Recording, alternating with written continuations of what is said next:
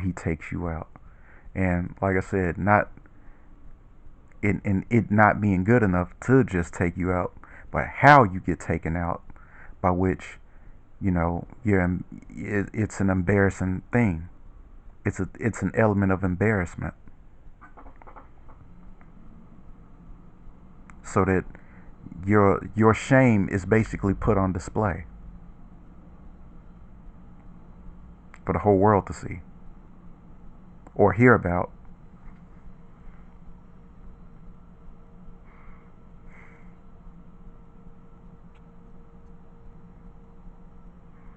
So yeah, this thing then moves into another part. So yeah, I'm gonna catch y'all in the next vid. But let this be a learning lesson. Let this be a learning lesson for the youth.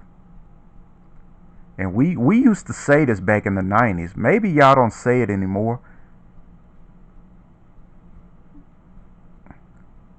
But we used to say this in the 90s. And for the life of me, I just don't understand how is it that we live in a day and age where you got young people younger than me anyway, as well as teenagers, getting on drugs that are even harder than the drugs that we faced. Because I heard heroin was hard to get off of, and now you dealing with fentanyl, a drug that's even twice as hard and twice as addictive and twice as deadly as heroin. Stay off the drugs. Stay away. Just say no to drugs. Drugs are a direct link to sorcery.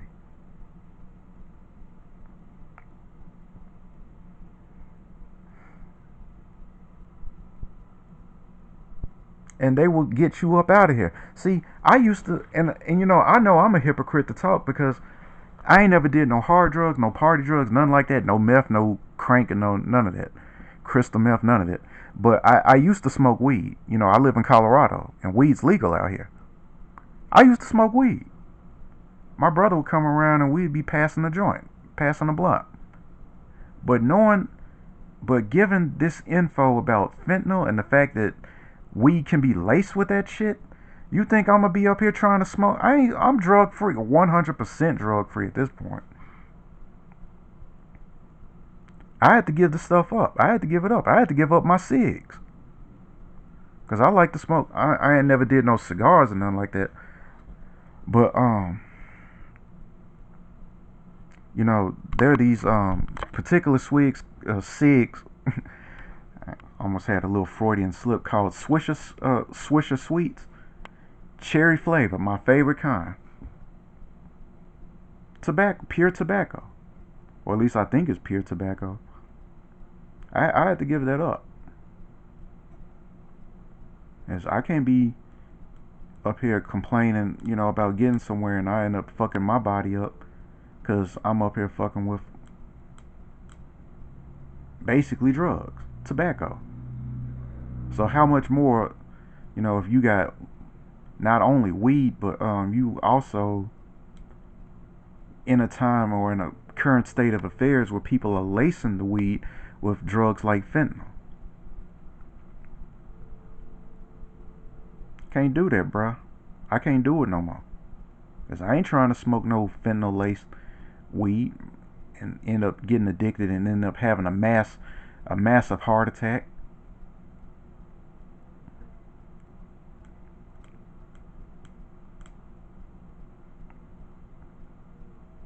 And now that I've exposed Memphis, let me expose Denver, my new city, for a little bit. With all this homelessness that's going on here, a lot of these I never thought I'd live to see. You like to think that these people are just on their bad, they're just on their hard luck and whatnot.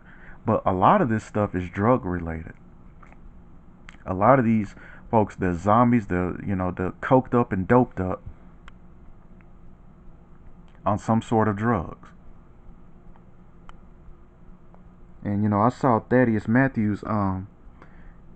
He brought it up, but it speaks volumes. Even a small message like this. Even though I've never been to this man's church, and I'm sure he's been long gone dead and gone home with the Lord. But there was this dude, um, and and look no further than my former home of Memphis, Tennessee, where on back in the early '90s, before 3-6 rose to power, right? There was this dude who had this commercial. I'm looking him up now.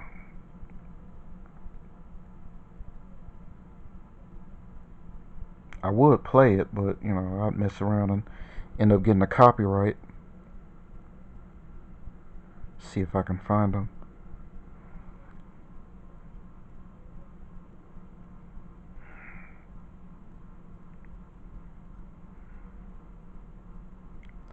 Okay, well I can't find his name. I don't know his name, but again, it takes a Memphian. It takes you. So when I say this, y'all gonna know exactly who I'm talking about if you know who I'm talking about. But there was this commercial on this dude's church that would come on the air, on the Memphis air, and he would say, "Get dope out your vein and hope in your brain. You will never get nowhere smoking a pipe. Never." He said, "You wanna be successful and be smart in school? Get away from the drugs. Get away from the in crowd.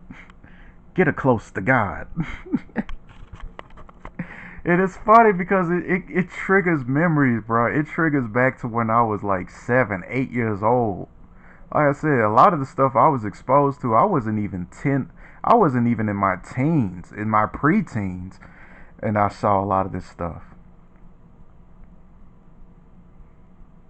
So it just takes me back to times like that. And here we are in this day and age where you got a lot of folks with dope in their veins and no hope in their brains. See, I used to think coming out here, because like I said, I came out here with a lot of evil energy, and that came coming from that diabolical diabolical vortex that lingers over Memphis. And I had to come to the Lord and ask Him to deliver me. I had to repent and ask Him to deliver me from all that, because it was evil. Waking up wanting to kill people, waking up wanting to just having all this hatred in your heart, because you were surrounded. I mean, you were surrounded. The air was filled to the brim with it. It was quite literally like hell on earth. I wouldn't expect actual hell to be any different, or not too far fetched from what I had to go through down there when I was in Memphis. Only difference is there was water down there, whereas in hell there is no water.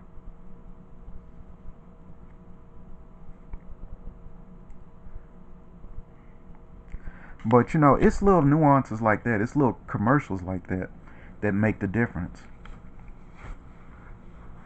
Because I just happen to be one of the few. Yeah, like I said, I consider myself a lost cause in a hopeless case. Because like I said, I had all this wicked ass energy in me, all this hatred, and I didn't know what to do with it. And I thought, you know, I thought, it was hopeless for me, because, but the fact that I still had aspirations, and I had this one thing called hope. Hope is what probably saved my life. Hope is probably what got me out of Memphis. The hope of graduating college, and once I found out that Memphis could no longer do anything for me, what little it could do for me, I got up out of there, and now this year I'm starting college again for a more practical degree. And like that pastor, God rest his soul, and see, those are the fruits of his labor. That's what we know that dude did. The fact that I even mentioned him and said, and even though I don't remember his name, y'all know exactly who I'm talking about. But those are the fruits of his labor. The fact that I could mention that quote that he said from way long time ago, back when we was little kids.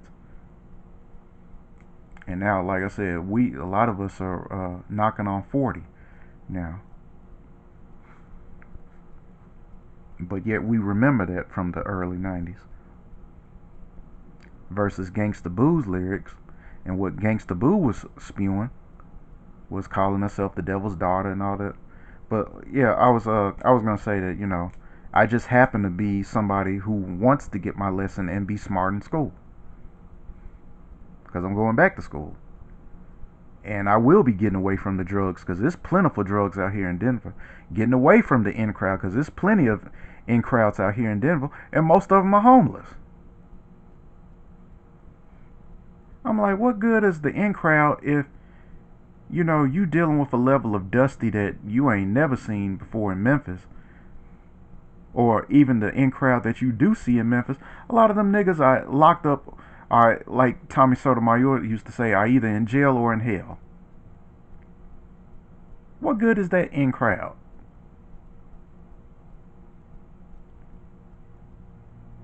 See, the righteous path, it's a lonely, believe me, it's lonely. It's very lonely. But is it worth it? Yes. And when you look at the fruits, or when you look at the eventual fates of the so-called popular, the so-called people who are in crowd, the so-called people who got the girls, got the numbers, got the success, got the good clothes, got this, got that. It ain't worth it, because when you look at the eventual fate, it's usually, most likely than not, it's death. It's death. Because, like, ironically enough, out of the devil's own mouth, out of one of those demons' own mouth, Juicy J, as he quoted in the book of Romans, the wages of sin is death. He said it himself. Ain't that ironic? Making a mockery of the Most High scriptures. But the Bible also, but ironically enough, he was making a mockery, but don't it say God is not mocked? God is not mocked. Whatsoever man shall sow, that shall he also reap. So he wasn't making a mockery of God. He was just proclaiming his own death sentence. Because the wages of sin is death. Let what happened to Gangsta Boo, as well as people who died long before Gangsta Boo died, be a lesson for y'all, as well as this dude Big Scar.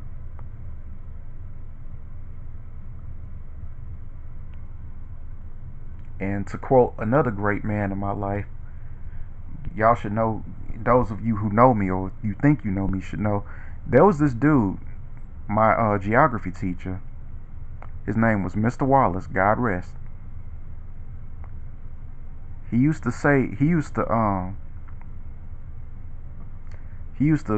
which just happened to be a biblical scripture, and it's very similar to that of whatsoever man soweth, that shall he also reap. He would always say, and he would always throw up his finger too and twirl it in the air. He'd be like, soweth to the wind, reap the whirlwind. There is no bud that shall yield no meal. See, y'all ain't got that. I mean, that's why I feel so bad for the youth today. Y'all ain't got nobody to tell y'all that you do have a choice. You got life or death as a choice. And the option that you choose is life. The Most High said, choose life. Choose life, bruh. Drugs is not the way of life. It's the way of death. Gangsta Boo chose death. What success they got out of it, 3-6, they chose death. And now 3 out of 6 of them, ironically enough, of the main members anyway, are dead.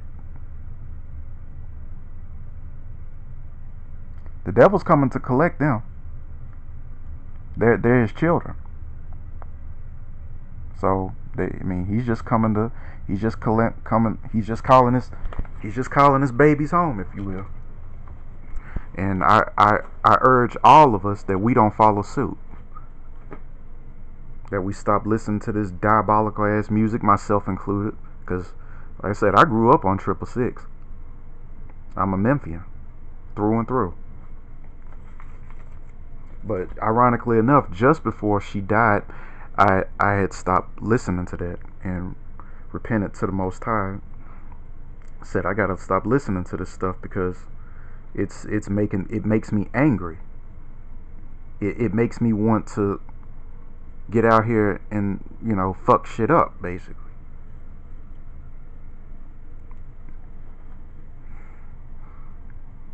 And since I let it go, I mean, I don't, and I actually listen to a lot of love songs now. I mean, those songs don't make me want to kill people.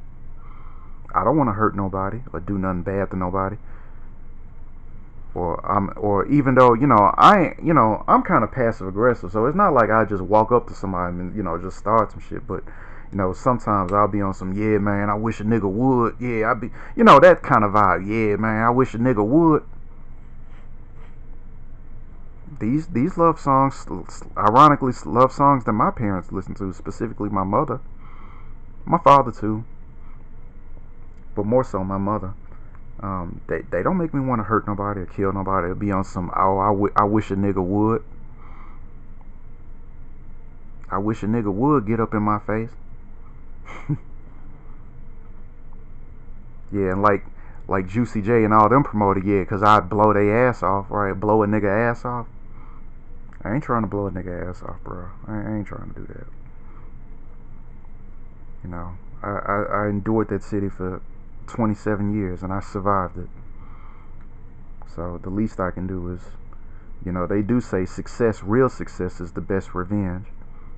So it's the best thing I can do is exemplify that. And that by being following the pathway of life, not death. And not giving glory to people who are basically giving glory to Lucifer. Because that's just what it was. Gangsta Boo praised and glorified Lucifer. There's nothing in her, we can't find nothing in her past giving glory and edifying the Most High, or giving edification to give glory to the Most High. We just can't find it.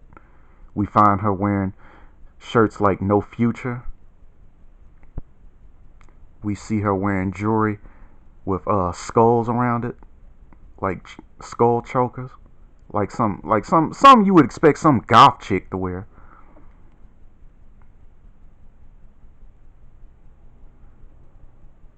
So, I mean, get mad at me all you want. I really don't care at this point. I just don't. But I'm just doing what thus saith the Most High. It says, "Be ye not doers of darkness, but rather reprove them, or rather expose them." And like I said, I ain't got a heaven or a hell to put nobody in. I can't speak on, when certain people die, whether or not they made it through the pearly gates. But based off their actions, there's no way you can sit up here and convince me that Gangsta Boo, Lord Infamous, or Coops the nigga stood before God and God pointed to the right and said, "Well done, my good and faithful servant. In my kingdom you will find many." Hell no. Hell no. Let me share another thing with y'all. I know this is a little long-winded, but hell no, we can't say that.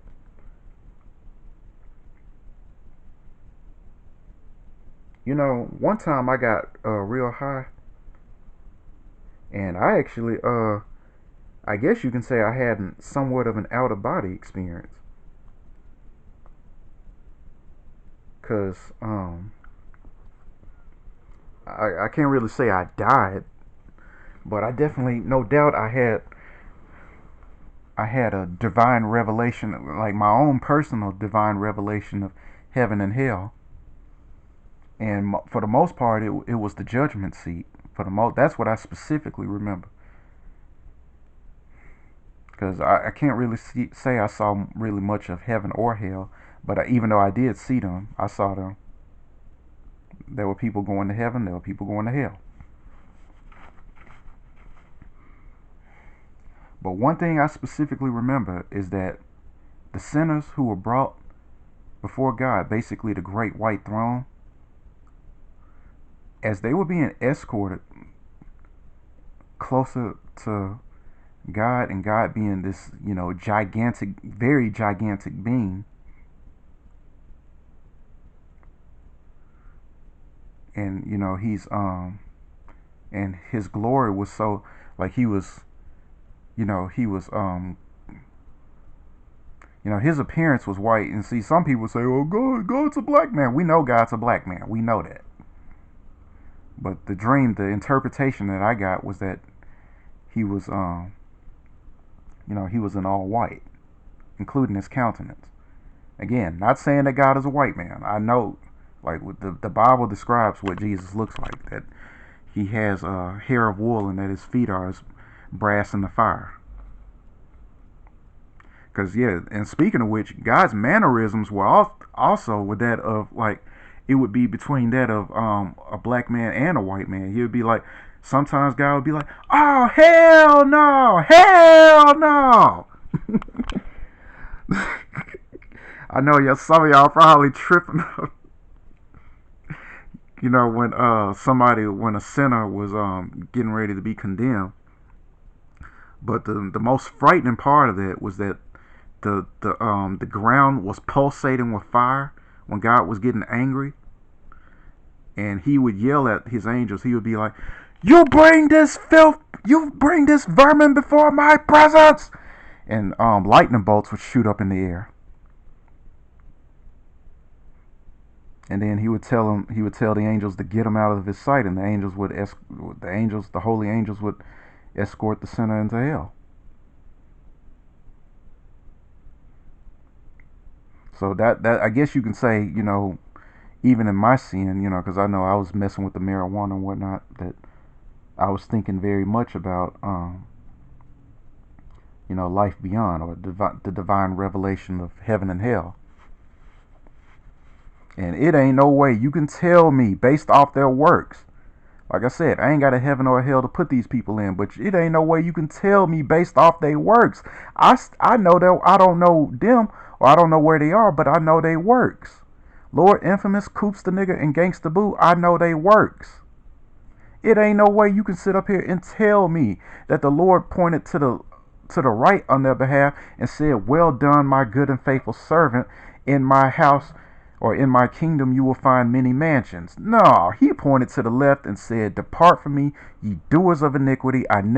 Ye who practice lawlessness, I never knew you." We know that. I know that. Otherwise, the Lord wouldn't have me up here saying it.